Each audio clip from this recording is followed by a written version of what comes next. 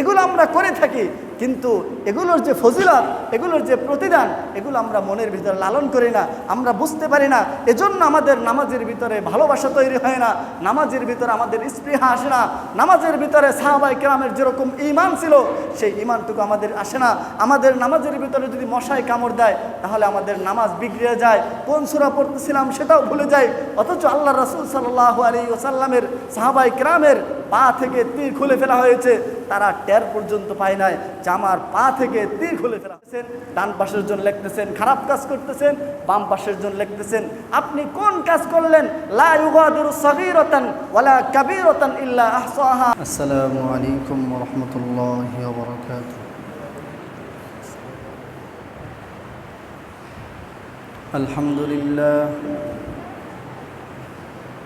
আলহামদুলিল্লাহ নাহমাদুহু ওয়া নাস্তাঈনুহু ওয়া নাস্তাগফিরুহু ওয়া নাউযু বিল্লাহি মিন শুরুরি আনফুসিনা ওয়া মিন সাইয়্যাতি আ'মালিনা। من يهده الله فلا مضل له ومن يضلله فلا هادي له، ونشهد أن سيدنا وسندنا وحبيبنا وحبيب ربنا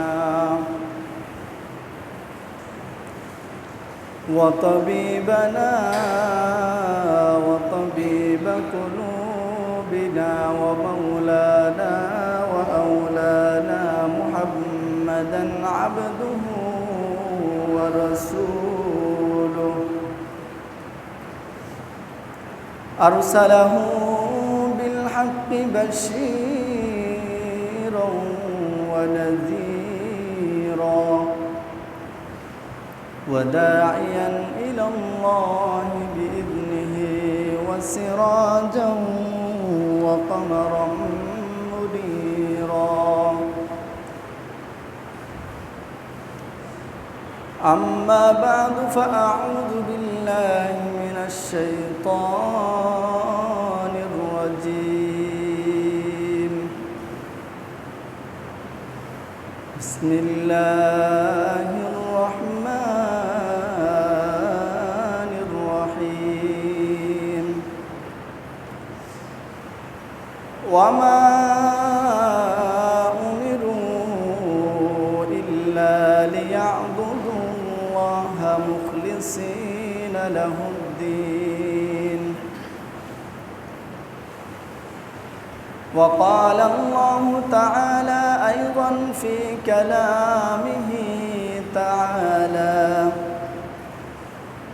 وما خلقت الجن والإنس إلا ليعبدون. وقال رسول الله صلى الله عليه وسلم: إنما الأعمال بالنيات وإنما لكل امرئ ما نوى. فمن كانت هجرته إلى دنيا يصيبها أو امرأة ينكحها فهجرته إلى ما هاجر إليه، أو كما قال النبي عليه الصلاة والسلام: اللهم صل على سيدنا ونبينا وشفيعنا وحبيبنا ومولانا محمد صلى الله عليه وعلى آله وأصحابه وبارك وسلم. اللهم بارك على محمد محمد وعلى آل محمد كما باركت على إبراهيم وعلى آل إبراهيم إنك حميد مجيد بلغ العلا بكماله كشف الدجى بجماله حسنت جميع خصاله صلوا عليه وآله سبحانك لا علم لنا إلا ما علمتنا إنك أنت العليم الحكيم صدق الله العلي العظيم মুআজ্জাজ মুহতারাম সম্মানিত মুসল্লিয়ান কিরাম আল্লাহ রাব্বুল আলামিনের দরবারে অসংখ্য অগণিত শুকরিয়া যে মহান রব্বুল আলামিন আমাদেরকে ইসলামের 5টি রুকনের মধ্য থেকে একটি গুরুত্বপূর্ণ রুকন হজ্জে বাইতুল্লাহ এবং আল্লাহ রব্বুল আলামিনের গুরুত্বপূর্ণ একটি বিশেষ ইবাদত পালন করে তার পরবর্তী জুমায় তার মহাপবিত্র ঘরে আসার মতো এবং বসার মতো তৌফিক ইনায়েত করলেন। এজন্য মহান রব্বে কারীমের দরবারে শুকরিয়া আদায় করি আলহামদুলিল্লাহ। প্রিয় ভাইয়েরা আমার, বিশ্বের মধ্যে এমন কোনো মুমিন ব্যক্তি নাই যেই মুমিনের অন্তরের মধ্যে বাইতুল্লাহ শরীফ জিয়ারত করা, বাইতুল্লাহর চতুর্পাশে তওয়াফ করা, সাফা এবং মারওয়ায় সাই করা এবং শয়তানকে কঙ্কর নিক্ষেপ করা এবং ঝমঝমের পানি পান করা, মিনা মুজদালিফা আরাফায় অবস্থান করার এই স্বপ্ন কোনো মুমিনের মধ্যে নাই এমন হতে পারে না। প্রত্যেকটা মুমিন তার অন্তরের ভিতরে এই স্বপ্ন দেখে, আমার সামর্থ্য যাই থাকুক অথবা নাই থাকুক, অথবা আল্লাহ রব্বুল আলামিন ব্যবস্থা করুক, আমি আজ হয় অথবা কাল কোনো একদিন আল্লাহ রব্বুল আলামিনের ঘরের কাছে যাবই যাব। এটা সকল মুসলমান, সকল মুমিনের একটা স্বপ্ন, অন্তরের ভিতরে একটা কামনা এবং একটা বাসনা। এবং আল্লাহ রাসূল সাল্লাল্লাহু আলাইহি ওয়াসাল্লামের সেই সবুজ গম্বুজ, আল্লাহ রব্বুল আলামিনের ঘরের প্রতি মানুষের যে একটা আকর্ষণ, সেই আকর্ষণ প্রতিটি মুমিনের অন্তরের মধ্যেই রয়েছে। যদি কোনো মুমিনের ভিতরে এই আকর্ষণ এবং এই স্বপ্ন যদি না থাকে, তাহলে সে মুমিন নাম লেখাতে পারবে না। প্রত্যেকটা মুমিনের দাবি হলো আল্লাহ রব্বুল আলামিনের ঘর জিয়ারত করা এবং আল্লাহ রসুল সাল্লাল্লাহু আলাইহি ওয়াসাল্লামের ঘরের সামনে গিয়ে দুরুদ ও সালাম পেশ করা প্রত্যেকটা মুমিনের স্বপ্ন। এই স্বপ্ন দেখা যায় অনেকেই বাস্তবায়ন করতে পারে, আবার অনেকেই এই স্বপ্ন দেখতেই থাকে, কিন্তু আল্লাহ রব্বুল আলামিন এর মাঝে অনেক ব্যক্তিকে উঠিয়ে নিয়ে যান। এই স্বপ্ন আর বাস্তবায়ন হয় না। তো স্বপ্ন যদি স্বপ্নই থেকে যায়, সেই স্বপ্ন যদি বাস্তবায়ন না হয়, তাহলে মানুষ বলে সে তার কাজের মধ্যে সফলতা পায়নি, বরং ব্যর্থ হয়েছে। কোনো একজন তালিবুল ইলম সে পড়ালেখার জমানায় স্বপ্ন দেখে আমি বড় একজন আলেম হব, বড় একজন স্কলার হব, কিন্তু যদি সে তার স্বপ্নের ভিতরে বাস্তবায়ন করতে না পারে তাহলে সে হয়ে যায় ব্যর্থ। ঠিক তেমনিভাবে প্রত্যেকটা মুমিনের অন্তরের ভিতরে যেই স্বপ্ন লালন পালন করে, এই স্বপ্ন যদি সে বাস্তবায়ন করতে না পারে তাহলেই তাকে বলা হয় ব্যর্থ। কিন্তু এই স্বপ্ন যদি বাস্তবায়ন করতে পারে তাহলে তাকে আর ব্যর্থ বলা হয় না, বরং তাকে ওই সময় বলা হয় সফল। আমাদের প্রত্যেকটা মুমিনের অন্তরের ভিতরে যে স্বপ্ন রয়েছে, এই স্বপ্ন যেন ব্যর্থ না হয়, এই স্বপ্ন যেন স্বপ্নই থেকে না যায়, সেটার জন্য আমাদের অবশ্যই চেষ্টা করতে হবে, চেষ্টা চালিয়ে যেতে হবে। অবশ্যই ইখলাস খাঁটি নিয়ত করতে হবে। কারণ হলো আমলের মধ্যে নিয়তের বহুত প্রভাব রয়েছে। প্রত্যেক কাজের সওয়াব এটা নিয়তের উপরেই নির্ভরশীল। সে ওই কাজের সওয়াব লাভ করবে না না করবে সেটা তার নিয়তের উপরে নির্ভরশীল। যদি ভালোভাবে নিয়ত করে, ভালো কাজের নিয়ত করে এবং একমাত্র আল্লাহ রব্বুল আলামিনের রাজি খুশির জন্য যদি নিয়ত করে তাহলে আল্লাহ রব্বুল আলামিন তার জন্য নেকি দান করেন।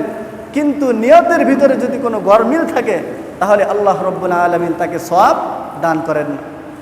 আল্লাহ রাসূল সাল্লাল্লাহু আলাইহি ওয়াসাল্লাম বলেন, দুনিয়ার মধ্যে যত মানুষ রয়েছে সমস্ত মানুষগুলো হলো চার শ্রেণীর। কয় শ্রেণীর? চার শ্রেণীর। এই চার শ্রেণীর মানুষ দুনিয়ার মধ্যে আছে। এই চার শ্রেণীর বাহিরে অন্য কোনো মানুষ নাই। এক নম্বর হলো আল্লাহ রাসূল সাল্লাল্লাহু আলাইহি ওয়াসাল্লাম বলেন, এমন ব্যক্তি যেই ব্যক্তিটাকে আল্লাহ রব্বুল আলামিন সম্পদও দান করেছেন, ইলমও দান করেছেন। ওই ব্যক্তি এই সম্পদের ভিতরে আল্লাহ রব্বুল আলামিনের ভয় করে এবং সে আত্মীয়তা রক্ষা করে এবং সম্পদের ভিতরে আল্লাহ রব্বুল আলামিনের হক সম্পর্কে সে সচেতন থাকে। আল্লাহ রাসূল সাল্লাল্লাহু আলাইহি ওয়াসাল্লাম বলেন, এই প্রথম শ্রেণীর লোকটা হলো সর্বোচ্চ পর্যায়ের সর্বোৎকৃষ্ট লোক আল্লাহ রব্বুল আলামিনের কাছে। দুই নম্বর ব্যক্তি হলো যাকে আল্লাহ রব্বুল আলামিন ইলম দান করেছেন কিন্তু সম্পদ দান করেননি। কিন্তু দুই নম্বর এই ব্যক্তি সে মনে মনে নিয়ত করে, মনে মনে চিন্তা করে, যে আল্লাহ আমার কাছেও যদি ওই ব্যক্তির মতো সম্পদ থাকতো, ওই ব্যক্তির মতো ধন সম্পদ যদি থাকতো তাহলে আমিও আপনার রাস্তায় আমি দান করতাম, আমিও অসহায় অনাটন মানুষদেরকে দান করতাম, আমিও মানুষদেরকে দান খয়রাত করতাম, আমিও মানুষদেরকে ভালোবাসতাম, মহব্বত করতাম।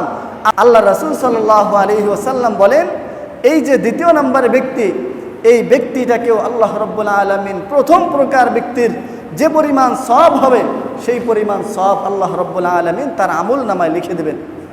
তাহলে দুই প্রকারের মধ্যে এক নম্বর হলো যাকে আল্লাহ রব্বুল আলামিন ইলম দিয়েছেন এবং সম্পদও দিয়েছেন। দুই নম্বর হলো আল্লাহ রব্বুল আলামিন যাকে ইলম দিয়েছেন কিন্তু সম্পদ দেননি, কিন্তু ওই ব্যক্তি মনের ভিতরে সে চিন্তা করে, আমার যদি এরকম সম্পদ থাকতো তাহলে আমার সম্পদগুলো আমি আল্লাহ রব্বুল আলামিনের রাহে খরচ করে দিতাম, আমি অসহায় এতিম মিসকিনদেরকে আমি দান করে দিতাম। আল্লাহ রাসূল সাল্লাল্লাহু আলাইহি ওয়াসাল্লাম বলেন যে এই দুই শ্রেণীর লোক হলো দুনিয়ার ভিতরে, এই দুই শ্রেণীর লোকটাই হলো আল্লাহ রব্বুল আলামিনের নিকট সর্বোৎকৃষ্ট। প্রিয় ভাইয়েরা আমার, তৃতীয় নাম্বার আরেকজন ব্যক্তি হলো আল্লাহ রব্বুল আলামিন যাকে সম্পদ দান করেছেন কিন্তু ইলম দান করেননি। এই ব্যক্তি কি করে? সে ধন সম্পদ পেয়ে আল্লাহ রব্বুল আলামিনের কথাই ভুলে যায়, আল্লাহ রব্বুল আলামিনের সম্পদের কথাই ভুলে যায়। সে মনে করে আমার নিজের কামায়ে, আমার নিজের কষ্ট ক্লেশে আমি এই সম্পদগুলো কামাই করেছি, এগুলোর ভিতরে আল্লাহ রব্বুল আলামিনের কোনো হাত নাই, আল্লাহ রব্বুল আলামিনের কোনো প্রভাব নাই। এটা যে ব্যক্তি মনে করে, যে ব্যক্তি আল্লাহ রব্বুল আলামিনের এই সম্পদের ভিতর ভয় করে না, যে ব্যক্তি আত্মীয়তার সম্পর্ক রক্ষা করেন, এই সমস্ত ব্যক্তি সম্পর্কে আল্লাহ রাসূল সাল্লাল্লাহু আলাইহি ওয়াসাল্লাম বললেন এই লোকটা হলো সর্বনিকৃষ্ট ব্যক্তি, যাকে আল্লাহ রব্বুল আলামিন সম্পদ দান করেছেন কিন্তু ইলম দান করেননি, নিয়তের ভিতরে গরমিল। চতুর্থ নম্বর প্রকার হলো আল্লাহ রব্বুল আলামিন যাকে জ্ঞানও দান করেননি এবং যাকে সম্পদ দান করেননি, কিন্তু মনে মনে সে নিয়ত করতেছে, মনে মনে সে বলতেছে আমার যদি ধন সম্পদ হইতো তাহলে আমি অমুক ব্যক্তির মতো বিশাল বড় আলিশান জায়গায় থাকতাম, আমি অমুক ব্যক্তির মতো গাঁজাখোর হইতাম, আমি অমুক ব্যক্তির মতো সুদখোরে লিপ্ত থাকতাম, আমি অমুক ব্যক্তির মতো নিজের জীবনটাকে লাভ লালসের ভিতরে রাখতাম, আমি যদি অমুক হইতাম তাহলে মানুষদেরকে আমি ঠকাইতাম, আমি যদি অমুক হইতাম তাহলে মানুষদেরকে আমি বিভিন্ন ধোঁকার ভিতরে ফেলে দিতাম। আল্লাহ রাসূল সাল্লাল্লাহু আলাইহি ওয়াসাল্লাম বলেন, এই যে লাস্টের দুইজন ব্যক্তি, তাদের নিয়তের কারণে তারা সর্বনিকৃষ্ট ব্যক্তি। তাহলে বোঝা গেল কি, যদি নিয়ত ভালো থাকে, আপনার কাছে পুঁজি নাই কিন্তু নিয়ত করেছেন আমার কাছে যদি এটা থাকতো তাহলে আমি আল্লাহ রাব্বুল আলামিনের রাহে সব কিছু দান করে দিতাম। আল্লাহ রাসূল বলেন যে তোমার সম্পদের প্রয়োজন নাই, তোমার ইলম থাকার কারণে তুমি যে নিয়তটুকু করেছো আল্লাহ রাব্বুল আলামিন তোমার উপরে পরিপূর্ণ সন্তুষ্ট হয়ে গেছেন। প্রিয় ভাইয়েরা আমার, এজন্য আমলের ভিতরে নিয়তের অনেক প্রভাব রয়েছে। আমাদের দেখা যায় আল্লাহ রাব্বুল আলামিন ধন সম্পদ দান করেন, কিন্তু আমরা মনে করি এগুলো সব আমাদের নিজেদের কামাই। কিসের? কোনো ব্যক্তির এখানে আমাদের কোনো হাত নেই, সব কিছু নিজেদের কামাই, নিজেরাই কামাই করে। এজন্য আল্লাহ রাব্বুল আলামিনের যে রিজিক, এই যে নিয়ামত, এই যে সম্পদ আল্লাহ রাব্বুল আলামিন তোমাকে দান করছেন, এই জিনিসটা আমরা ভুলে যাই। আমরা আল্লাহ রাব্বুল আলামিনের কথা একদম জেহেন থেকে, নিজের বিবেক থেকে একদম উঠেই ফেলে, ঝেড়েই ফেলে দিই। এটা করলে হবে না। আল্লাহ রাব্বুল আলামিন সম্পদও দিয়েছেন, যদি সম্পদ নাও দেন তাহলে মনের ভিতরে নিয়ত রাখতে হবে আমার জান, আমার মাল, আমার সব কিছু আল্লাহ রাব্বুল আলামিনের জন্য কুরবান। প্রিয় ভাইয়েরা আমার, এজন্য আমাদের দেখা যায় হজ চলে যায়, মনের ভিতরে অনেক ধরনের স্বপ্ন থেকে যায়, কিন্তু স্বপ্ন বাস্তবায়ন হয় না। এখন যদি এই স্বপ্ন বাস্তবায়ন না হতেই আল্লাহ রাব্বুল আলামিন যদি ডাক দিয়ে নিয়ে যান তাহলে স্বপ্ন তো আর বাস্তবায়ন হলো না। আল্লাহ রাব্বুল আলামিন এমন কিছু পথ রেখে দিয়েছেন যার মাধ্যমে আপনার স্বপ্ন বাস্তবায়ন হবে। আপনি আল্লাহ রাব্বুল আলামিনের ঘরে না পৌঁছেও আল্লাহ রাব্বুল আলামিনের সেই ঘরে যাওয়ার যে পরিমাণ ফজিলত, তার ঘরে না নিয়েও আল্লাহ রাব্বুল আলামিন আপনাকে দান করতে পারেন। যদি আপনি এই স্বপ্ন বাস্তবায়ন করতে চান তাহলে অবশ্যই কিছু আমল করতে হবে, কিছু ইবাদত করতে হবে। আমরা তো আমল কি, ইবাদত কি সব কিছুই ভুলে যাই।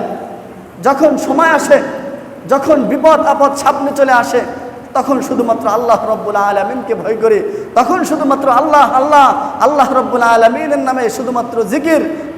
যখন বিপদ চলে যায় তখনই আল্লাহ রাব্বুল আলামিনকে ভুলে যায়। বিষয়টা এমন হলে চলবে না। আল্লাহ রাব্বুল আলামিন পথ রেখে দিয়েছেন যে তুমি যে স্বপ্ন রেখেছো সেই স্বপ্ন অবশ্যই বাস্তবায়ন হবে। তুমি চেষ্টা চালিয়ে যাও, তুমি নিয়ত করতে থাকো, আল্লাহ রাব্বুল আলামিন তোমার নিয়তটাকে পরিপূর্ণ করে দিবেন। যদি তুমি সেই ঘরে নাও যেতে পারো তাহলে তোমার জন্য আমি কিছু রাস্তা রেখে দিলাম, আমি তোমার জন্য কিছু আমল রেখে দিলাম। এই আমলগুলো যদি তুমি করতে পারো তাহলে অন্য একজন ব্যক্তি টাকা পয়সা দিয়ে যেরকমভাবে হজ করেছে, তুমি এই আমল করেও সমান পরিমাণ তুমি সওয়াব পেয়ে যাবে। এক নম্বর, যে ব্যক্তি ঘর থেকে নামাজ আদায় করার জন্য মসজিদে ছুটে আসে, আল্লাহ রাসূল সাল্লাল্লাহু আলাইহি ওয়াসাল্লাম বলেছেন ফাআজরুহু কাআজরিল হাজ্জিল মুহরিম। একদম সহিহুল বুখারী শরীফের মধ্যে হাদিস রয়েছে। আল্লাহ রাব্বুল আলামিন তাকে প্রতিদান দান করবেন। কেমন প্রতিদান? ওই হাজির মতো, যেই হাজি সে মুহরিম অবস্থায়, ইহরাম অবস্থায় তওয়াফ করেছে, যে হাজি ইহরাম অবস্থায় হজ করেছে। আল্লাহ রাব্বুল আলামিন ওই ব্যক্তিকে যেভাবে কবুল করবেন, তাকে যেভাবে আল্লাহ রাব্বুল আলামিন প্রতিদান দান করবেন, আল্লাহ রাব্বুল আলামিন প্রত্যেক ব্যক্তিকে সেই পরিমাণ সওয়াব দান করবেন। তাহলে তো আমরা ঘর থেকে বের এমনি হই, অনেক সময় দেখা যায় ঘর থেকে বের হই, চিন্তা করি বাজারও যেতে হবে, একটু হাতিমারাও যাব, সিপাহীপাড়াও যেতে হবে, তাহলে মাঝে যদি নামাজের সময়টা হয়ে যায় নামাজটাও পড়ে নেব। এমন নিয়ত করব না, ঘরে বসেই অজু করব, অজু করে নিয়ত করব আমি মসজিদে যাব, মসজিদে নামাজ পড়ব। বাস নামাজ পড়তে আসলেন, সাথে সাথে দুই কাজ হয়ে গেল। এক নাম্বার কাজ হলো আল্লাহ রাসূল সাল্লাল্লাহু আলাইহি ওয়াসাল্লামের পুরস্কার আপনি পেয়ে গেলেন, এবং সাথে সাথে আপনার দুনিয়াবি যে কাজ সেই কাজটাও হয়ে গেল। আল্লাহ রাসূল সাল্লাল্লাহু আলাইহি ওয়াসাল্লাম বলেন যে বান্দা, তোমার নামাজ শেষ হয়ে গেল, নামাজের পরে তুমি 33 বার সুবহানাল্লাহ, 33 বার আলহামদুলিল্লাহ, 34 বার আল্লাহু আকবার বলো। আল্লাহ রব্বুল আলামিনের নাম মুখের ভিতরে নাও। আল্লাহ রব্বুল আলামিন তোমার জন্য একটি হজ এবং একটি ওমরার সওয়াব লিখে দেবেন, সুবহানাল্লাহ। এবং তুমি যদি দরিদ্র হও, তুমি যদি দরিদ্র থাকো, আল্লাহ রব্বুল আলামিন নিজ অনুগ্রহে তোমাকে আল্লাহ রব্বুল আলামিন ধনী বানিয়ে দেবেন। দরিদ্র সাহাবাই কেরাম আল্লাহ রসুল সাল্লাল্লাহু আলাইহি ওয়াসাল্লামের নিকট আসলেন যে আল্লাহর রসুল, আমাদের কিছু ভাইয়েরা তারা তো অনেক ধনী, তারা তো আমাদের থেকে মর্যাদার দিক দিয়ে, আমাদের দিক থেকে আমলের দিক দিয়ে তারা তো অনেক বেশি উপরে উঠে যায়। আল্লাহর রসুল, আমরাও নামাজ পড়ি, তারাও নামাজ পড়ে, আমরাও রোজা রাখি, তারাও রোজা রাখে, সমান সমান হয়ে গেল। কিন্তু আল্লাহর রসুল, আমাদের তো সম্পদ নাই, আমাদের তো মাল নাই, আমাদের তো সম্পদ নাই, আমরা এজন্য আমরা হজ করতেও যেতে পারি না, জিহাদেও যেতে পারি না, আমরা ওমরাও করতে পারি না। যে আল্লাহর রসুল, আমাদের কেমন একটা আমল বলে দেন যে আমলের কারণে আমরাও তাদের মতো সমান সওয়াব লাভ করব। আল্লাহ রসুল সাল্লাল্লাহু আলাইহি ওয়াসাল্লাম বললেন যে আমার দরিদ্র সাহাবীরা, আমি কি তোমাদেরকে এমন আমল বলে দেব না যার মাধ্যমে তোমরা তাদের মতো সমান পরিমাণ সওয়াব পাবে, বরঞ্চ তাদের থেকেও বেশি সওয়াব লাভ করবে। আল্লাহ রসুল সাল্লাল্লাহু আলাইহি ওয়াসাল্লাম বললেন যে আমার দরিদ্র সাহাবীরা, তোমরা প্রত্যেক নামাজের পরে 33 বার সুবহানাল্লাহ, 33 বার আলহামদুলিল্লাহ, 34 বার আল্লাহু আকবার বলো, তাহলে তাদের মতো সমান সমান সওয়াব তোমরা লাভ করবে। অর্থাৎ তোমরা একটা হজ্জে মাবরুর এবং ওমরা এবং সাথে সাথে জিহাদের সওয়াব পেয়ে যাবে। প্রিয় ভাইয়ের আমার, এগুলো আমরা করে থাকি, কিন্তু মনের ভিতর আমরা নিয়তটাকে খালেজ করি, তাহলে আল্লাহ রব্বুল আলামিন আমাদেরকে দান করবে। হাদিস শরীফের মধ্যে আরও একটি আমলের কথা বলেছেন। সাহাবায়ে কেরাম রাদিয়াল্লাহু তাআলা আনহুম আজমাইন, তারা এসে আল্লাহ রসুল সাল্লাল্লাহু আলাইহি ওয়াসাল্লামের নিকট বললেন যে আল্লাহর রসুল, আমরা তো জিহাদে যেতে চাই, কিন্তু ধন সম্পদ নাই, আমরা কি করব, কি করলে আমরা জিহাদের সওয়াব পেতে পারি? আল্লাহ রসুল সাল্লাল্লাহু আলাইহি ওয়াসাল্লাম বললেন, তোমাদের কি পিতামাতা আছে? আল্লাহ রসুল সাল্লাল্লাহু আলাইহি ওয়াসাল্লামের সাহাবায়ে কেরামের একজন বললেন যে আল্লাহ রসুল, আমার শুধুমাত্র মা আছে, আমার পিতা দুনিয়া থেকে চলে গেছেন। আল্লাহ রসুল সাল্লাল্লাহু আলাইহি ওয়াসাল্লাম গিয়ে বললেন যে তুমি তোমার মায়ের খেদমত করো, তোমার মায়ের যতটুকু খেদমত প্রয়োজন ততটুকু খেদমত করো, আল্লাহ রব্বুল আলামিন তোমাকে জিহাদের সওয়াব দান করে দেবেন। সুবহানাল্লাহ। এজন্য প্রিয় ভাই, আমরা এই আমলগুলো করতে পারি। আল্লাহ রসুল সাল্লাল্লাহু আলাইহি ওয়াসাল্লামের হাদিসের মধ্যে আরও আমল আছে। ফজর নামাজের পরে যখন সময় শেষ হয়ে যায় তখন চাশতের নামাজ পড়া, চাশতের নামাজ পড়লেও আল্লাহ রব্বুল আলামিন এরকম হজের এবং ওমরার সওয়াব দান করে দেন। আল্লাহ রসুলের হাদিসের মধ্যে আরও আছে, জুমার নামাজ জামাতের সাথে এবং অন্যান্য নামাজগুলো জামাতের সাথে আদায় করলে আল্লাহ রব্বুল আলামিন হজ্জে মাবরুরের সওয়াব দান করে দেন।